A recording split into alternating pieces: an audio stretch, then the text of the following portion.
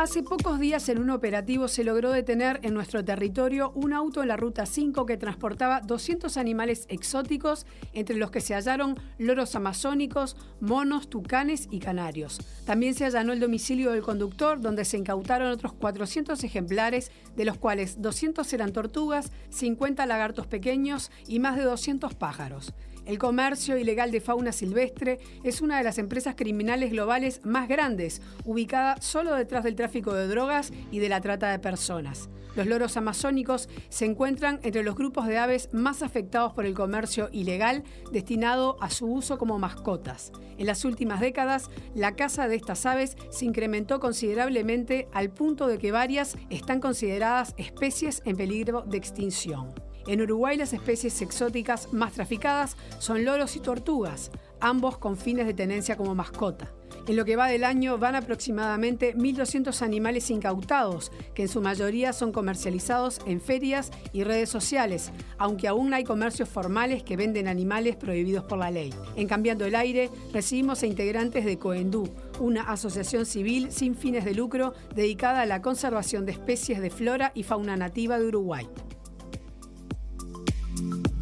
Muy bien, y le damos la bienvenida a Mauricio Álvarez y Andrés de Muro, integrantes de Coendú. ¿Qué tal? ¿Cómo les va? Bienvenidos. Bueno, muchas gracias. Un placer recibirlos. Bueno, esta noticia, ¿no? Hace pocos días que volvió a poner sobre el tapete el tema del tráfico de animales. ¿Qué destino tenían los animales incautados?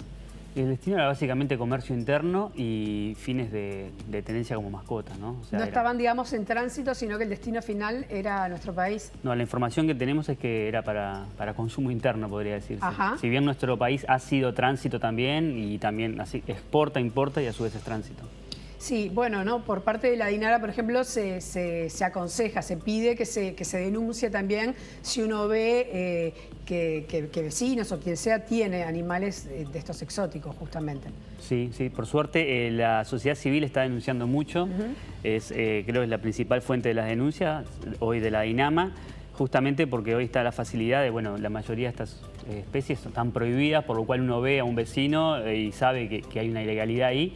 Pero más allá de la ilegalidad, lo que tratamos nosotros desde la ONG de concientizar y de educar es que hay un daño ambiental fuerte a la biodiversidad, ¿no? O sea, no solo a ese animal, es por lo que el animal genera en el momento de la compra y lo que sigue generando en el momento de la tenencia, ¿no? Porque cada tenedor genera nuevos compradores, ¿no? En ese sentido de que lo tengo en mi casa, viene mi primo, viene un amigo y a alguien más le da gana tener uno y ahí se genera nuevamente.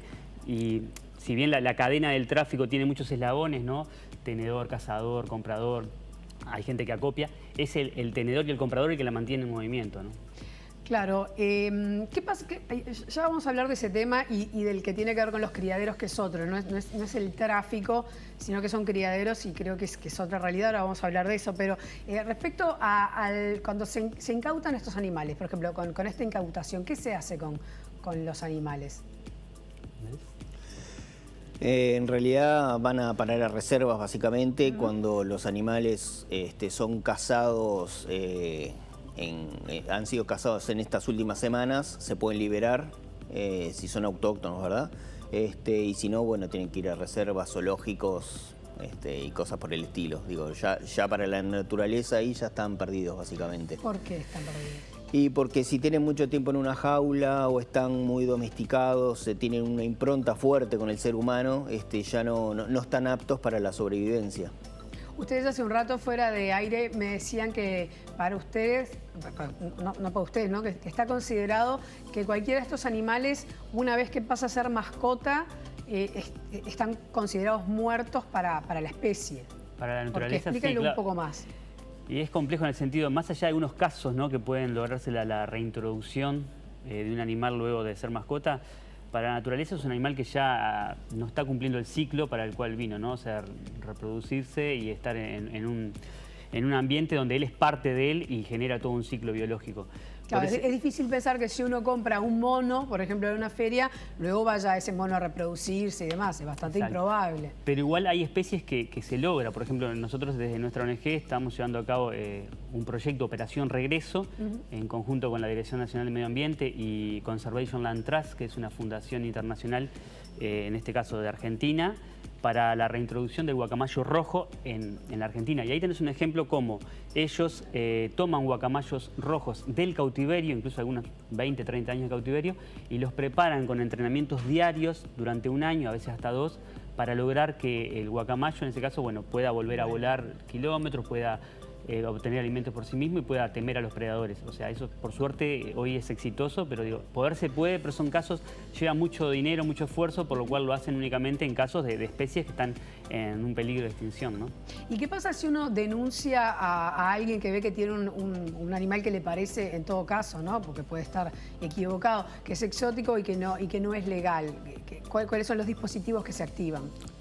Bueno, en ese caso la DINAMA, en el caso de hacer la denuncia con la DINAMA, bueno, va a hacer la fiscalización y verá. Lo incauta, sí. Viene una fuerte multa, seguramente, dependiendo de la especie, de la cantidad. ¿Se multa entonces? Sí, se multa fuertemente, sí. ¿Y ese animal entonces qué pasa con ese animal incautado? Y bueno, ese animal va a parar a las reservas o, bueno, en el caso que pueda ser liberado, será liberado.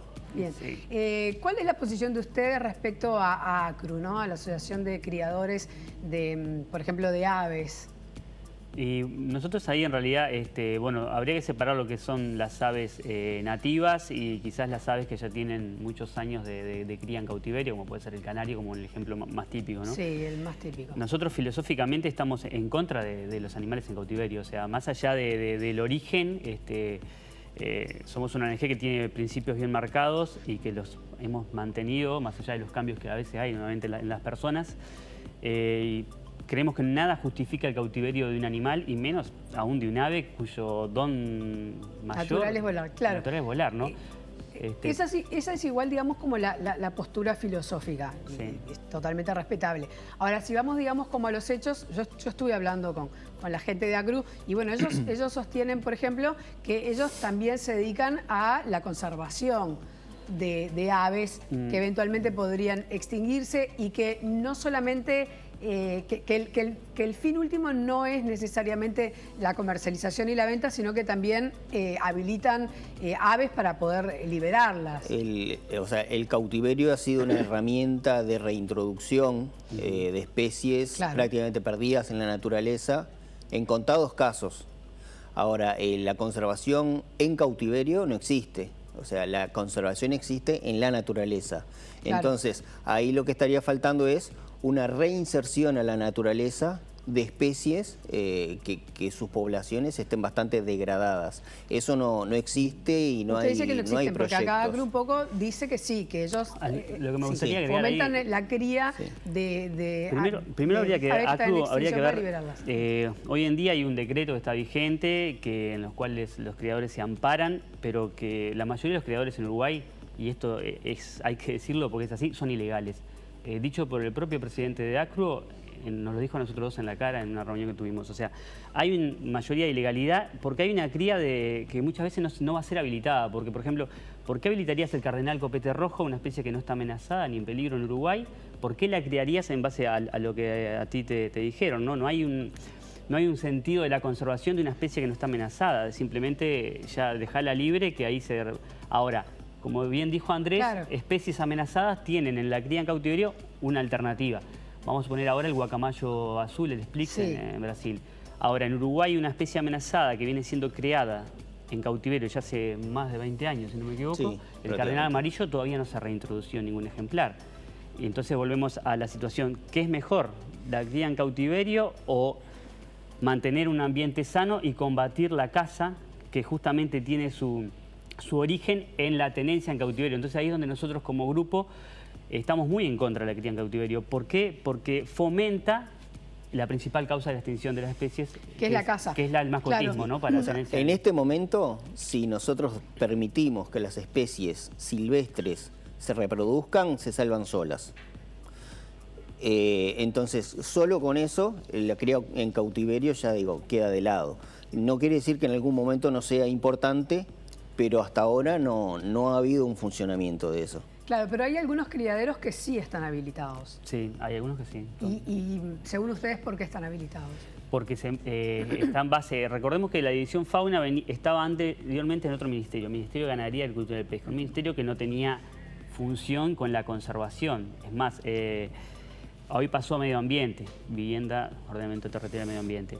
Hay un decreto que, si no mal recuerdo, se llama 186 del 2000-2002, que le dan la competencia o la potestad en aquel momento al Ministerio de Ganadería de habilitar criaderos. Hubieron muchas habilitaciones cuando estaba en ganadería, pero hoy en día no se están dando y está en tela de juicio justamente la cría en cautiverio, porque sería uno de los motores también del tráfico. Volviendo a lo que hablábamos hoy, hoy en día la población, la sociedad civil denuncia mucho y tiene una facilidad en la denuncia, porque si veo un cardenal en tu casa enjaulado, sé que es ilegal, básicamente, ¿no? Mañana, si tenemos una legalidad y una ilegalidad juntas, lo que va a pasar es que va a aumentar el mercado de mascotas, porque al haber más jaulas, más gente va a salir a tener mascotas y se va a aumentar la demanda y la oferta va a ser satisfecha, por un lado con un mercado legal, claro, y por otro lado por un mercado ilegal mayor, porque también van a caer las denuncias, porque no va a haber forma de alguien que de distinguir. Que claro, dicen, le ponemos un anillo. Es legal y que no. Y el mercado legal va a tener un precio y el mercado ilegal va a tener un precio muchísimo menor. Como pasa los loros amazones, hay criaderos legales en otros países, ¿no? Pero lamentablemente todavía el mercado ilegal es más económico que el legal. Acá en nuestro país, por ejemplo, ¿cuáles son los animales que se suelen, cazar para la venta, para el tráfico? Y más que nada aves. Más que nada. ¿Cuáles? Digo, sí. Cardenal, el copete rojo, capuchinos, federal, dragón, digo, son muy pesados. Cardenal amarillo, que hay muy poquitos en la naturaleza, sí, y los persiguen hasta todo lo que pueden. No nos olvidemos también de las plantas. Pueden ser cactáceas, orquídeas, digo, probablemente haya especies uruguayas en viveros en Alemania mucho más que en Uruguay, de cactáceas, y eso es algo que digo, que prácticamente no se conoce, son muy poquitas las personas que conocen de ese tema. Sí, uno va a una feria y encuentra cactus que uno sabe que pueden haber demorado 20 años en crecer y los venden a 100 pesos. Esos son extraídos de la naturaleza, claro. Esos son todos extraídos. Entonces digo, principalmente las aves, más que nada, digo, que es lo que se trafica. De las nativas, sí. Las nativas, porque también, un poco por lo que estuve investigando, bueno, lagartos, gatos monteses, sí, pero sobre todo aves. Entonces. Sí, en cantidad aves, obviamente es el valor menor, y bueno, después en las exóticas, sí, como hablabas hoy, el loro amazónico y tortuga de tierra, la tortuga argentina, que está amenazada en Argentina, justamente Uruguay es uno de los temas. Una cosa que quiero agregar, me pareció importante, sí, de lo que decía recién Andrés. Se da muy común, incluso de los uruguayos en Brasil, de comprar orquídeas en la ruta. Y esas orquídeas son quitadas de la naturaleza, y yo llegué a presenciar de mano a mano, estando en una reserva en la selva misionera, a guaraníes que a veces por un celular te talan un árbol para bajar una orquídea que está muy alta, ¿no? O sea que el tráfico es siempre, el comprador es el que lo está generando, ¿no? Claro, y siempre está más enfocada en los animales, pero sí, ese es otro capítulo